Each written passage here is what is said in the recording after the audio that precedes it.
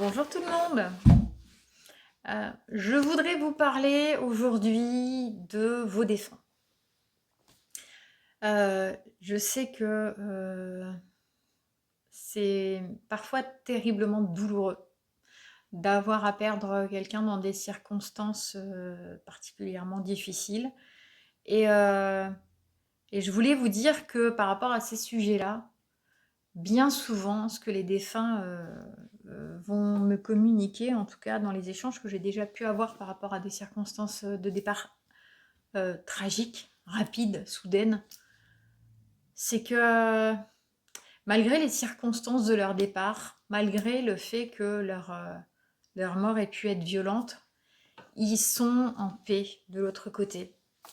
Ils sont en paix euh, parce que la vie est dure pour ceux qui sont ici, ceux qui restent.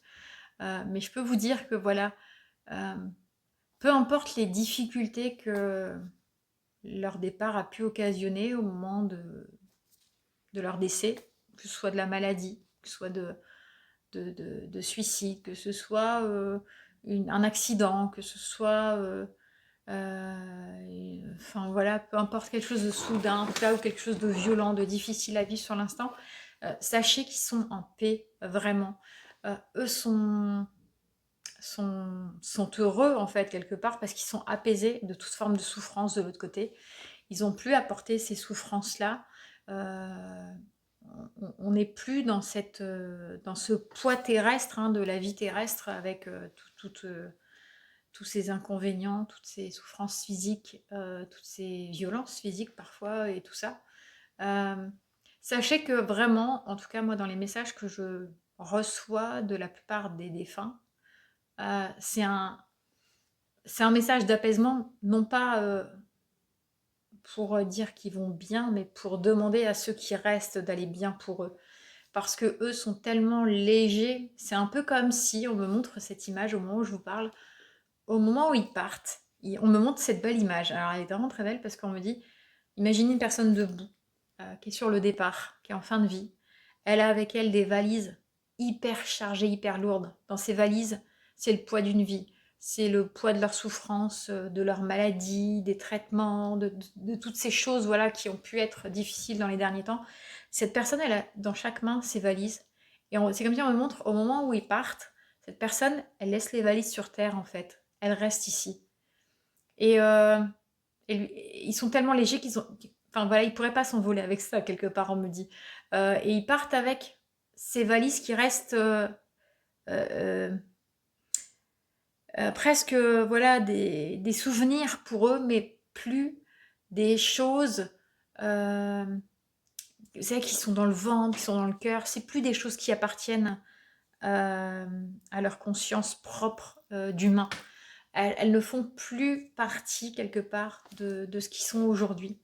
Mais par contre, il est vrai que bah, du coup, quand ils ont l'occasion de transmettre un message à un proche qui souffre de leur départ, qui souffre des circonstances dans lesquelles la personne elle est partie, qui n'arrive pas à se détacher de ce moment du départ douloureux, du moment où on a vu l'autre dépérir parfois, euh, leur plus profonde peine, c'est de voir que en fait, euh, c'est quelque part parce que leurs valises sont toujours ici avec nous sur Terre que ces personnes-là, elles souffrent.